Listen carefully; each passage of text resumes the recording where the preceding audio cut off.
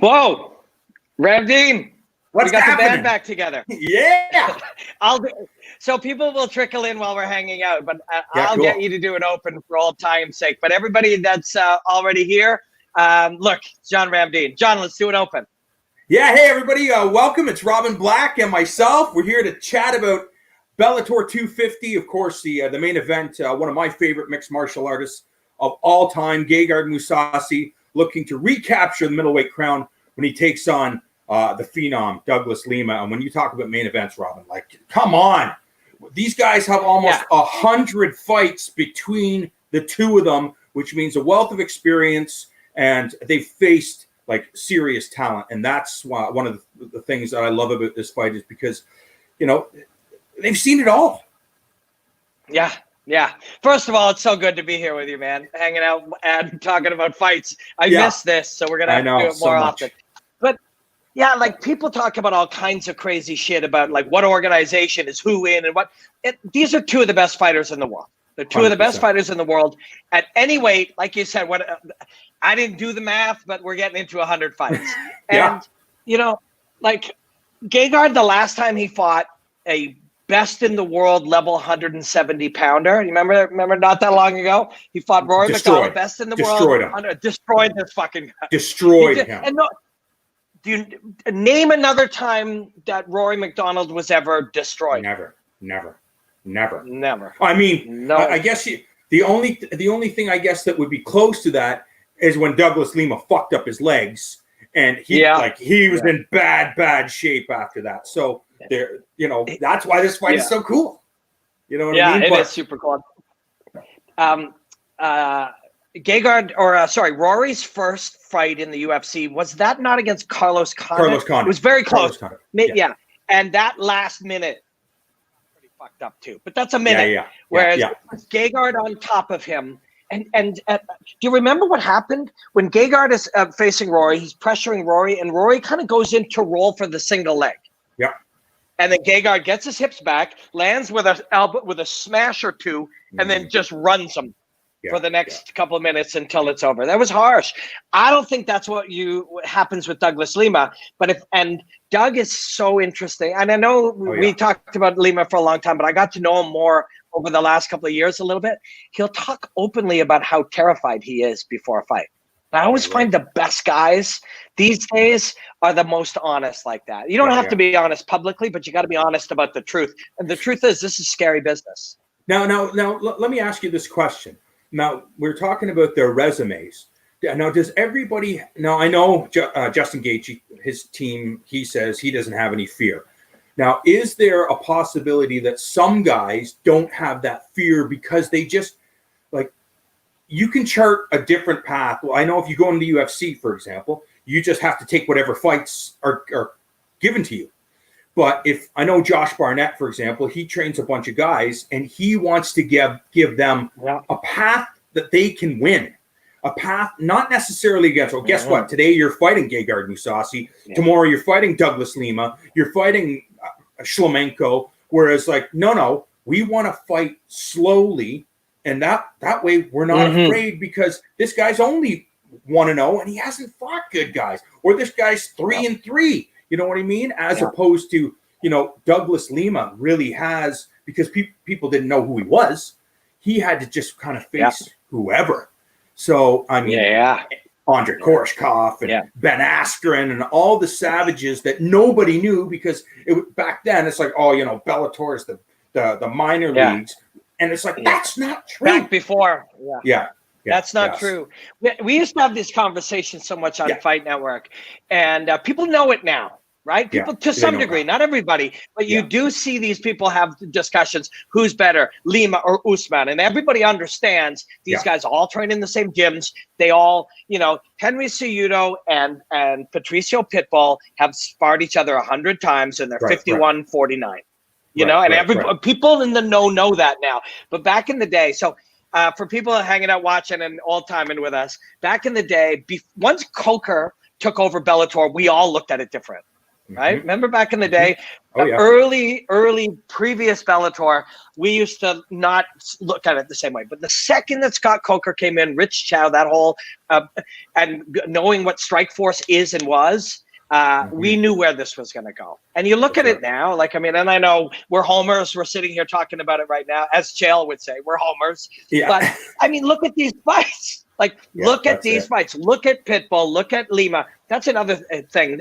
I don't know how much this has been talked about. I know I'm not giving away any secrets, so it has been talked about in the media. But Bellator fucking took care of Lima and Pitbull. They took care of them. When they went to re-sign them, they said, you've been deep. As you've gone, so has Bellator, and let's take care of you. And I think they make millions, those two and others. Are you surprised by Michael Chandler leaving? Like, because I would imagine he's also one of those guys that they took very, very good care of, because he came from obscurity, built his name in Bellator, beat Eddie Alvarez, beat all these, smoked Ben Henderson in his last fight they had.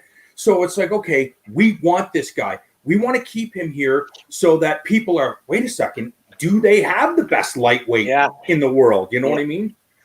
Yep. So everybody that's joining us all the way along, we'll take some questions too. Let me pull up some comments. We'll float a couple in.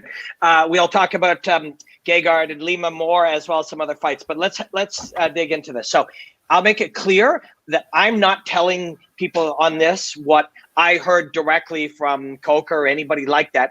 I'm putting together pieces that I see from hearing things, picking up pieces of information, all unofficial, all strictly my observations. But my feeling is that when you look at it, and everybody loves Chandler. You and I were, I mean, and he says this to me all the time, but how back in the day, you and I were the biggest champions of his. And he mentions it often. And Mike's a wonderful guy. And we're huge fans today. Everybody loved him. Everybody would like to have him. They could have matched the offer. Bellator has the money. I don't know the number, but let's just say it's $1 million a fight. Sure. You could match that and try to pull him back, but you know that this is a stage of his career he wants. He's a friend. He'll probably end up back in Bellator. And $1 million, you can get a lot of prospects, man. That's right. You can take, let's say prospects are 50,000 a fight, 50,000 a fight. Well, you could get 20 of them for that. And of those 20, what they've been doing with the team. With the team Bellator has, will 4 of them turn out to be high level? Will 5? Statistically, based on how good Bellator has been with prospects, yes, 5 young Chandlers one day is how you trade that rock. But you're right, they have been doing that. And again, you kind of mentioned it earlier. You were talking about when Scott Coker took over Bellator from Bjorn Rebney. You know, I've got this. Where's this side? Oh, this side, right here. Oh yeah, Strikeforce. Frank Shamrock, Baroni, Scott Coker promoted. This is a guy that had Daniel Cormier as his champion at Strikeforce. Nick Diaz was a champion there. Robbie Lawler was there. Luke Rockhold was there. Ronda Rousey was there. So many talented fighters, the biggest names in the world. And I think that the name, Rich Chow and all those guys know what they're doing. They have contacts in every big gym in the world. They know who's up and coming. They know, who's being groomed to be the next skilled fighter, next star, whatever. And again, Bellator just comes before the UFC. They've had that relationship with American Kickboxing Academy for years and years. So why not continue to do? You've seen before Coker took over, not a lot of people were talking about Bellator. Now they seem to be almost on par. Yeah. Especially from the fight community. Yep. And and then, it's one of those times where it's like, like the main, whatever becomes very mainstream feels a little safe. And the people on the front end of, like, why would bare knuckle boxing suddenly be big? Because people are looking for the edgy. It is super fun. But it's also because the people who we once called hardcores are looking for the new thing, the edgier thing. And Bellator on some level is accomplishing that too. But there's another thing that you think about with this topic. 6 years ago, if you asked an 18-year-old or a 20-year-old in the gym about where they were going, they would say, I'm going to the UFC. I'm going to be the UFC champion one day. Now these Patrick Mixes and these young guys like that know full well they can make a great living, fight for a world title on CBS television. So it's a time where it's not just the audience, but the fighters. A 20-year-old fighter, and especially in Europe, knows that Bellator would be a real legitimate career that they'd be proud of. Of course. And it also has to be something to do with the culture as well, because if you have your teammates and your coaches all a part of this organization, they're going to tell you who's treating who like what. It's like, actually, Bellator, they really take care of their fighters. They know what we're worth. They treat us like we should be treated, as opposed to maybe a different organization that that doesn't treat their fighters as well as, like we've heard in the past. But what can you do? Sure. Yeah. What can you do?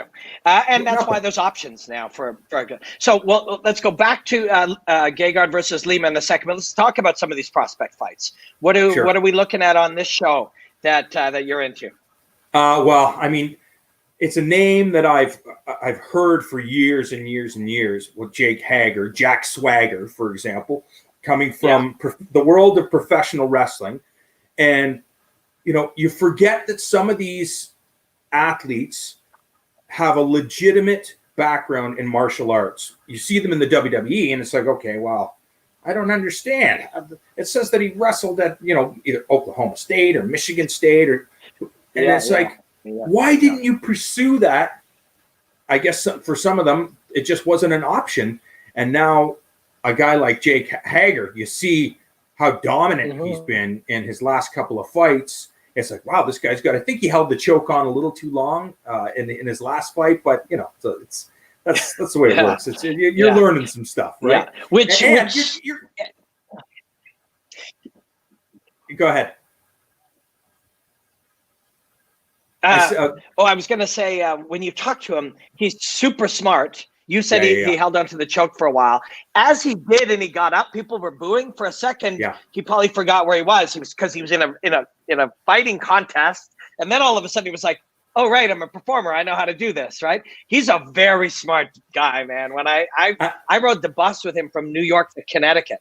Yeah. And I spent a couple hours with him. He's a smart dude and a great athlete. He should have just went with that, though. Once the booze came, it's like, hey, I come from the world of professional wrestling. Let's hear them loud as humanly possible. Flip off the crowd. Why not? You can't be a babyface. Yeah. He's too old for that now. Play the heel role.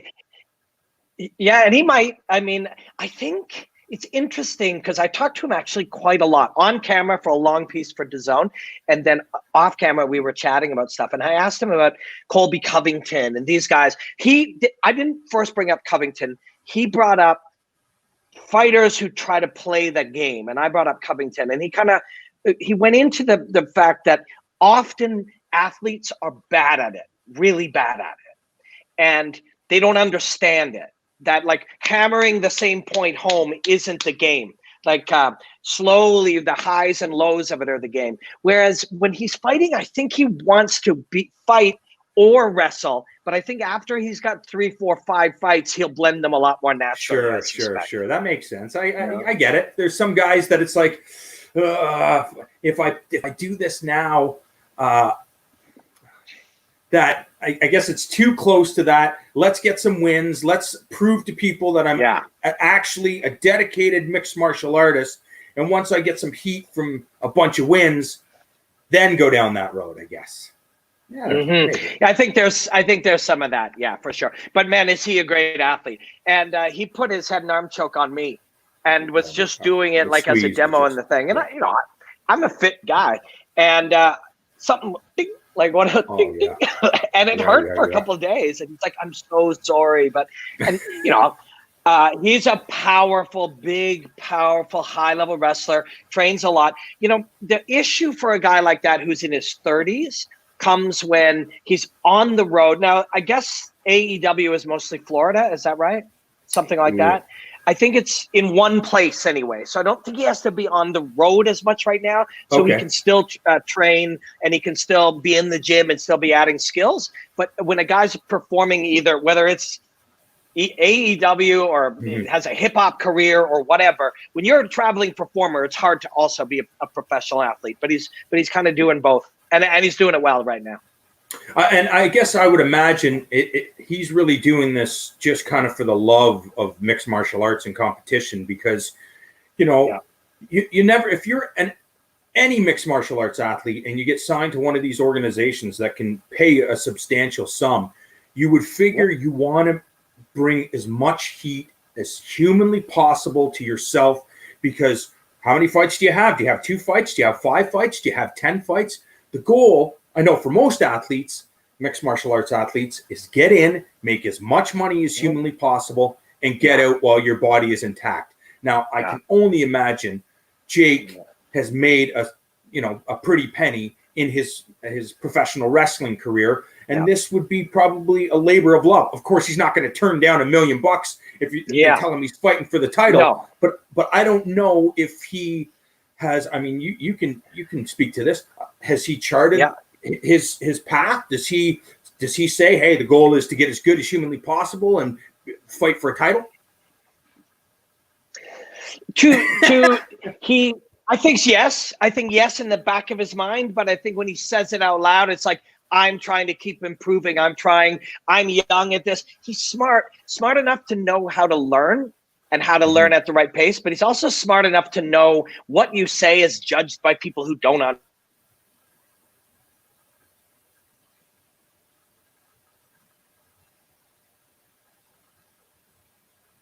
I think if he went and beat 2 more heavyweights soundly, head and arm, choked them out, he'd be trying to make it one big fight than the title. I'm sure he would. I mean, I had another higher end pro wrestler on a stream somewhere who's done real wrestling and fighting, and he was talking about how it makes Jake's performance in the world of performance wrestling that much more serious, because the guy said, he's like, this guy really choked out, head and arm choked out real fighters in the real fight world. When that translates over to performance, it carries a lot more weight. Yeah, right? Of course. I guess that's why. When you look at, I guess, Brock Lesnar and Cain Velasquez, when they did their WWE stuff, it's because it's like, hey, these guys actually fought in the UFC, so it's like there's some real beef here. These guys can beat each other up. I guess. I guess it's a strange one. We for people watching, John and I used to commentate Pancrase, Best of Pancrase. Amazing. And Pancrase is where, and a lot of people aren't aware of this now, especially now that time has passed. Fighting is fighting. Pro wrestling is performance of fighting. But Pancrase was where Japan took the world of pro wrestling and just tried to make it real. So they did everything quite similar in their performance, but then there was real fighting. And it was almost reverse engineered. It's really interesting how that has always been. They have always been connected. If you remember, the tagline was Pancrase, we are hybrid wrestlers. You know what I mean? And they weren't talking about collegiate wrestlers. We are performance wrestlers that are actually catch wrestlers that learn how to kick and punch. And we're putting on a show, and we're trying to jump for submissions and roll for leg locks. They're trying to, they were trying to make sure that the crowd was entertained. And because, especially during that time, like, it was mixed martial arts in the beginning. There was no mixed martial arts. It was just fighting, and it was a fucking mess. You know what I mean? Nobody knew anything. There's like, oh, let's try this. So let's try this. And sometimes it works. Sometimes it was a disaster. But luckily, there was real coaches and real fighters out there that wanted this to be a real experiment where they can learn from and build for something different. And luckily for mixed martial arts fans and the fighters, Pancrase is still around. And there are a lot of fighters out there that, that's on my way to Bellator or to PFL or the UFC or whatever it is. I can go and fight in Japan and fight for Pancrase. I get to see that on my record, on my resume. How fucking cool would that be? You know what I mean? Like for sure. And the adventure, the experience, the travel, the anxiety, you don't know. Yeah. Like when you're an away fighter, it's hard enough, but now go to a country you don't understand what the promoter's saying. You don't understand what they're saying at the weigh-ins or at the show or anything. That adds just a real mystique. Remember when we talked to Gilbert Melendez about the old days? We had Gilbert Melendez on our podcast and we talked to him about those and how much he loved telling those stories of those guys just traveling together to go to Japan where everybody wanted to see them lose. And that, and that's, I find that's a similar story. Like I remember talking to Donald Cerrone one time, and I talked about, I don't know, one of his kickboxing matches or something like that overseas, and he got a huge smile on his face, and he told me all about the story, and he's like, I made like fucking no money, like absolutely no money, but that wasn't the point of it. The point was, as you said, the journey of combat and just to get all these experiences. I mean, can you remember every detail of every fight that you were in? I'm talking inside the cage. Like, can you remember those things, or you can just remember training to lead up to this? Or it's an interesting question. I've asked fighters like a Douglas Lima that and they've got 40 of them, and some of them they don't. For me, I remember it all, but because I only had 9 pro fights. But ask Gegard about fight number 8, out of 50 or whatever. But the adventure they'll remember. They'll remember something of it, right? They'll remember something of the adventure. You were talking about like in those old days, making sure the audience was just thoroughly entertained. You know what's going to thoroughly entertain the audience? Henry Corrales and Brandon Gertz. That's not. I think one of the reasons why that fight is going to be exciting is both guys have had when you look at their resumes, it's one of those, it's like a Michael Bisping journey. In order to get to the top, you literally have to go through the fire over and over and over again. And you have these peaks and then you have these lows. It's like, oh man, I knocked out Aaron Pico. Now I'm on top of the world. Bellator is going to promote me, this and that. Then I lose my next 2 fights. Yeah, but you lost them to like champions. Yeah. So, you know what I mean? So it's one of these things that, but it's not the first time he's experienced that. He's had setbacks before in his career. And I kind of like these types of fighters that can dust Fedor said that before, that you got to get up. You get knocked down, get yourself up, dust yourself off. That's just the way it works. Khabib is just an anomaly. The fact that this guy's never lost is very, very, very rare. So that's just part of the journey. Everybody's good now.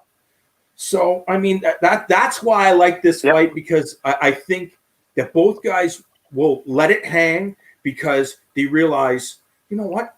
I don't have to worry about losing my gig because I'm here to put on a show, thrill the fans, especially like there's no live audience. So the goal is TV fight.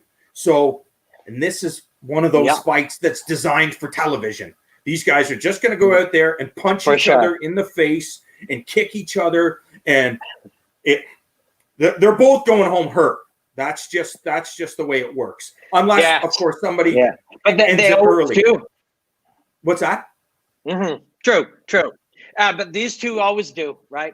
I talked to Henry. I was sitting there chatting with him, and I was talking about like getting into the mindset where you're like you're somewhere else. You don't have any other concern in the world but fighting this man right now and the freedom. And he said, for me, it's the freedom when I feel like something completely else, like not even human. And my next question was like, what do you mean? He's like, I don't know, man. Like, I don't feel human. I feel like something else. I'm like, holy fuck, this guy's real, right? Like, and he's not trying to play it up for the camera. In fact, if anything, he wasn't sure if this was good places to go on camera, talking about feeling not quite human. But Brandon Gertz is one of the few people who spars at full level with Justin Gaethje sometimes, right? They're the same, these guys. And to your point, That's the journey of the real prize fighter. And of course we love Khabib, right? Of course we appreciate the greatness of John Jones, but I don't know why we cheer for winners. Like, the greatest is one thing, but cheering for the winner, the up and down is the beauty. The failure and the loss and the comeback, and we all have setbacks and failures and job and in family and in life and whatever. And when you face them and then digest them, and 3 years later you're out, or for some people 8 years later you're out on the other side, that's winning. And when you see these fighters who have that journey, you can connect to them. But these two are just going to literally go out and just try to punch each other's faces off. Their idea of both Henry Corrales and Brandon Gertz's idea.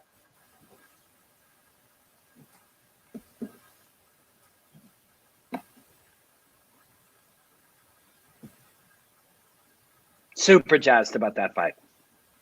Yeah, how can you not be? I mean, you have a main event that's just super stellar, like, again, skill through the roof. And then this is a great appetizer to lead to that, right? It's just one of those fights that, I don't want to jinx it, but that kind of can't fail. And it's just going to get you pumped up for the main event. So look at this guy.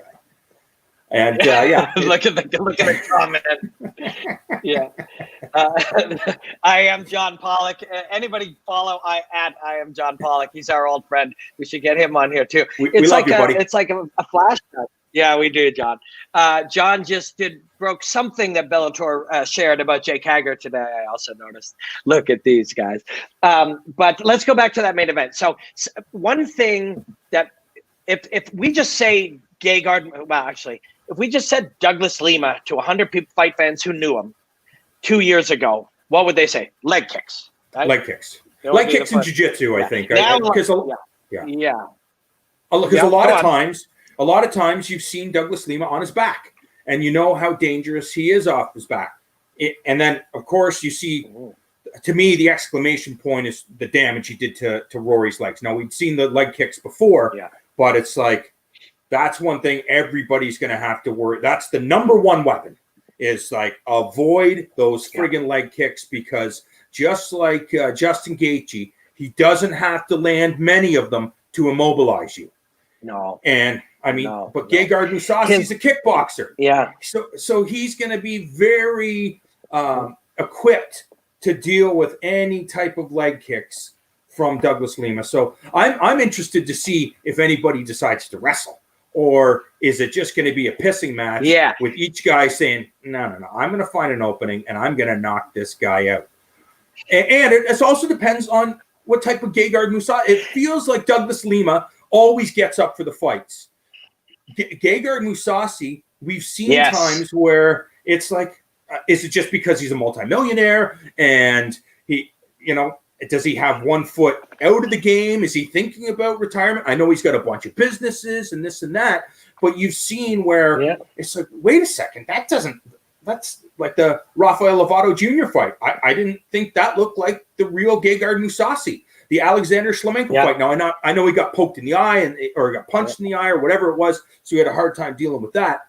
But we've seen times, whether it be in the UFC or in Bellator or whatever, that he doesn't always fight to his potential. And maybe that's because he's like, because I don't want to get hurt anymore. I want to be smart and play this game. I have 60 fights, for Christ's sakes. What do you want from me? So, it all depends on what Gegard, because you know that he's one of my favorite fighters of all time. And the reason why is because he's a savage. 100%. He can do everything. And you've seen that he always gets better. When he had that fight with King Mo Lawal, King Mo took him down. And then after that, it's like, now everybody's having a hard time taking him down, because he's a guy that wants to learn, wants to get better, works at his deficiencies. And I think if you ask most legit mixed martial arts fans, fighters, and coaches about Gegard MOUSASI, they will probably say he's one of the best of all time. I would imagine so. Yes. Anybody in the know knows. again, it's, people don't really always know what they're looking at, whether it be the name. He's been in every organization and a champ in almost all of them. And when he left the UFC, I think he was on a 5-fight winning streak. Yeah, and he was just like, no, I think this will be better over here. And I've never been a champion over there yet. And he doesn't like being fucked with. And sometimes depending on when you work for Coke or you work for Nike or you work for McDonald's or you work for the UFC, sometimes bigger companies give you that you have that problem with the structure, right? But I asked him about that. Hey, who was he fighting? It was who? Oh no, it was after Machida. Rory, and it was before Machida. Whoever Gegard fought before Machida, we'll pull Rafael Lovato Jr. Yes. Okay. No, actually, it was. That's who it was. But no, it was supposed to be Machida, and it got canceled. So I was talking to him about fighting Machida, and he's like, "Oh, like you do a way better Gegard MOUSASI demonstration than I do." But and he basically said, "Sometimes I'm on, and sometimes I'm not." And then I said, "Why?" Like I'm just sitting, and he seems to really like me, so he was very, very comfortable in it. I'm like, why? Like, why are you sometimes on? Why are you sometimes? Oh, sometimes I am, and sometimes I'm not. I'm like, well, what can you do to make sure you're always on? He's like, well, next time I'll be on. Like, he didn't really have an answer, and it sort of seemed like he's like, don't you worry about it. I'm Gegard MOUSASI. Generally, I'll have my shit together. If I don't 1 out of 9 times, that's just gonna be part of the process. A lot of sports psychs would be like, no, you need to know, you need to understand yourself in the process. And Gegard's like,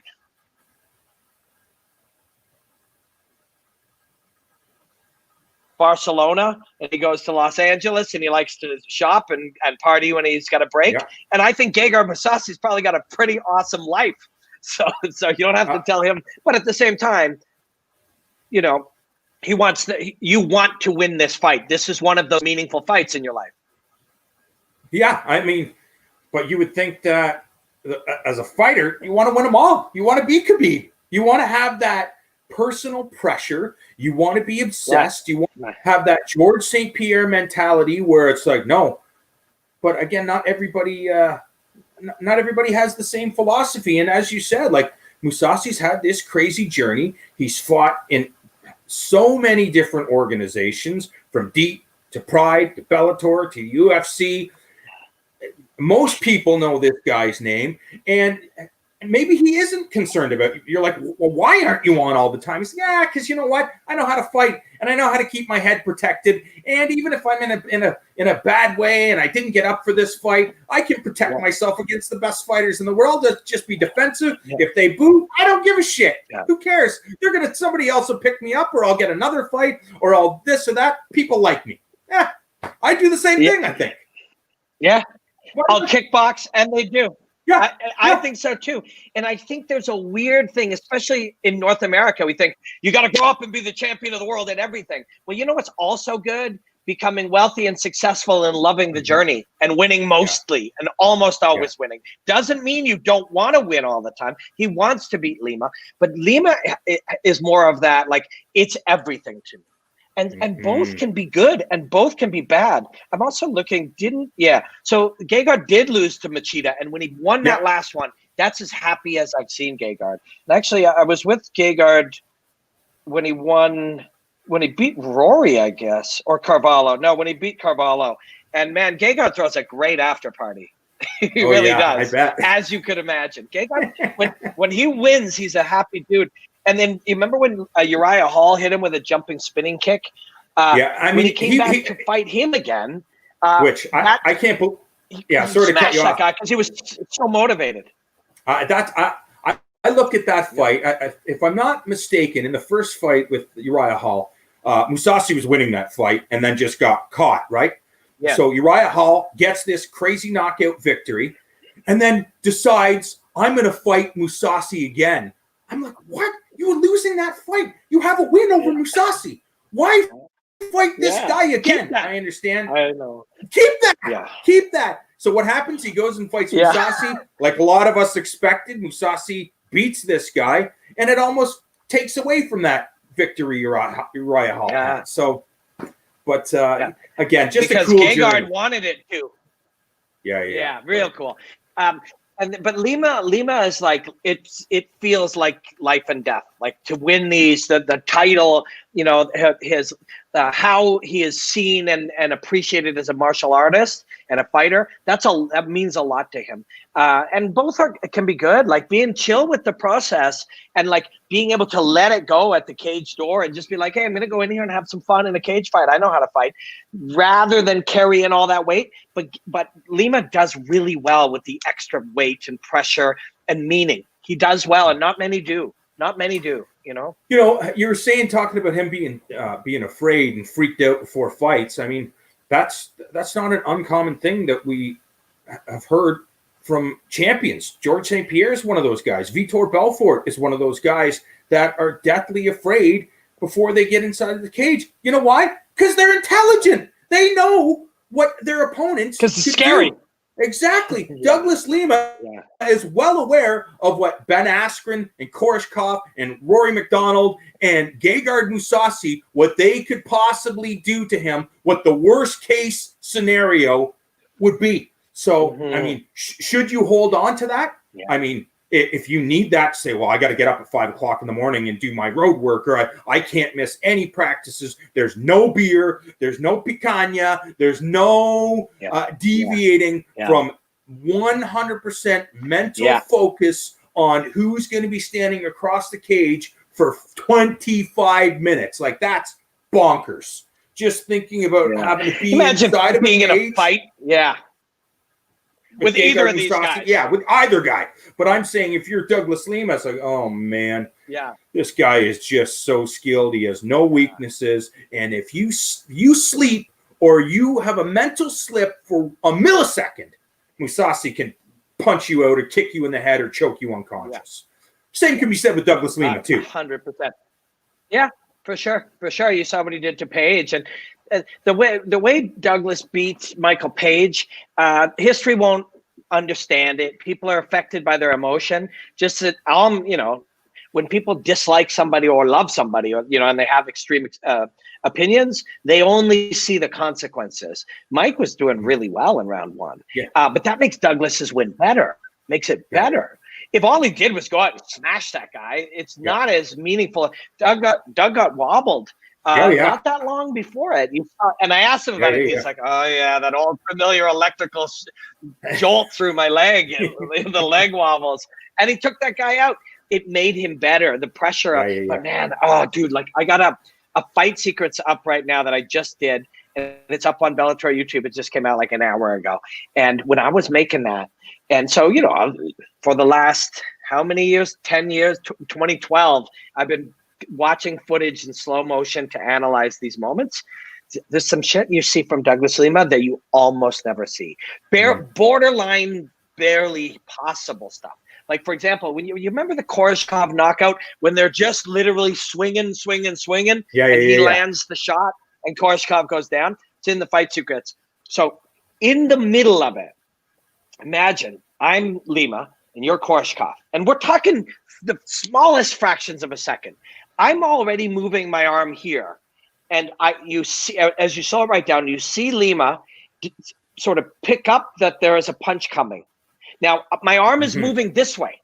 As it's moving this way, he moves it back to intercept a shot that's happened. So he's done something, and it's one thing if I say this and then block, but this is in literally the fractions of a second it takes for Koreshkov to launch a full-scale right hand, and you rarely see that. Where first it's detected and then the adjustment is made. That happens, but it rarely happens where it has to stop a movement to create a new movement. That's the kind of shit Douglas Lima does, like fastball hitter stuff, and even it kind of adds to his leg kicks because he times you weird. You're doing something when you get leg kicked. He rarely just launches one. You're in the middle of stepping or moving, or you're going to throw a punch, but it's just a weird time he throws it. I think one of the other big factors for Douglas Lima is you talk about the Michael Page fight. I look at that I compare that to Chris Weidman and Anderson Silva, how Anderson Silva just messed with guys, got into their head, and the bottom would fall out and they'd fall through the trap door. But when Chris Weidman fought him, the trap door fell and Chris stopped himself and dealt with it and ended up knocking Anderson Silva out. I feel the same thing with Douglas Lima and Michael Page, that Michael Page did the same thing, just screwed with people. But Douglas Lima has a different way of thinking. It's like, okay, if you're going to beat me, you're going to have to beat me. Like, I'm not just going to give this to you. Right. So you might be able to get me into bad spots. And they're going to be bad spots. I'm just going to have to fucking climb myself out of that bad spot, whereas most people would fold.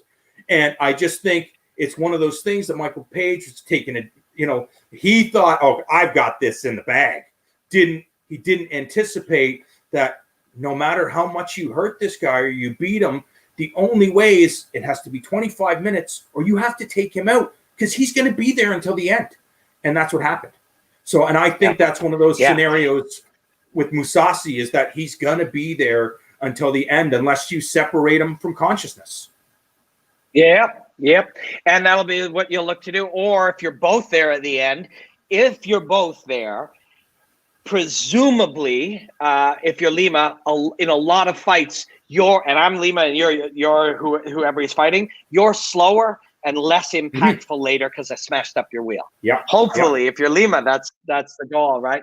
But really, really fascinating when you watch Douglas Lima fight. And this one's going to be sick, man. It really, really is going to be sick. Do you think he comes in jacked? Like, I know it's, well, MOUSASI's fought at light heavyweight, or has he fought at heavyweight before? Like, he's a fairly big guy, but if you look at his frame, it's like, well, actually, he might be able to even make 170 pounds if he really tried. It could be shredded. Whereas Douglas Lima feels like if he comes in this at 185, his frame, I think he might surprise people and come in just muscled and looking really big in this fight. Yeah. And you talk about his hooks. Like, when he lands hooks on people, man, they're nearly perfect, if not perfect. So I just love it because these guys have so many weapons, and there's so much damage that can be done in this fight. But the opposite can be said. They can just play this chess match where it's like, okay, I don't want to make any mistakes, so let's just be super conservative. I mean, let's hope that doesn't happen. And that's what happened with Lima and Rory. So Gegard and Rory was Gegard's like, you're in my shit now, and I'm going to murder you. And Lima was like, I'm out front, and you're the one, I'm doing more than you, and I'm discouraging you. I would be crazy to change this strategy. Exactly. Right. I can't imagine. Yeah. I can't imagine these two will line up that way, because Gegard will push if it's like that. It's going to be a killer one. John, tomorrow is Thursday. The fights are Thursday. If you're around, do you want to pop on the watch party? Awesome. Yeah, awesome. This was super a slice. Friends, everybody that's watching, we'll try to do this way more often. Watch party tomorrow during the fights, right from 5 p.m. Eastern time. We have the undercard all the way through, and then the main card. And Dewey Cooper's coming in, and a couple of coaches and fighters are coming in. That sounds awesome. Any last thoughts? No, man. We'll hang out, we'll have a beer, and we'll watch the fights. Yeah, man. It's just a great time hanging out with you. I miss this so much. But, look, we're almost 45 minutes in. No real prep, just you and I talking, because this is what we do. This is what we've been doing. We love the sport of mixed martial arts so much. You can just tell that you still have the passion. Obviously, I still have the passion to see martial artists try to not just achieve a thing, being the belt, but trying to achieve personal greatness. And I think that's what we're going to see, because if you are Douglas Lima and you can get a win over Gegard MOUSASI and become the middleweight champion in the process, like, when you look at your resume, it's like, oh yeah, that fight, like that was it. Like that was the defining factor. I know it's not a defining, because he's had a career of defining factors, but or defining moments, but just awesome. I can't wait. Yeah, but there's only a handful that really separate from others, and for both of these guys, this will be one of those. When I think about it that way too, you think about it's like, God, that adds a lot of pressure. Like you're always judged by your performance, and you don't want that to matter, but that's real. But it's different when these are the ones you're going to look back at your life and go, but you also go in, both guys go in, and this kind of shit is said often. And it's thrown around so that we've almost commodified this kind of thing. But you go in there ready to die. Like you go in there ready to never walk out again. And that's what makes fights like this so great. That's right. Perfectly said. All right, friends. Welcome back, Rammer. Let's do this again. If you're around tomorrow night for the watch party, everybody else, 5 p.m. Eastern Standard Time watch party. Rammer, it's been so good to see you. I'm going to end the broadcast, but then we can still hang out. Peace out. Much love, fam. Enjoy the hostilities, my friends.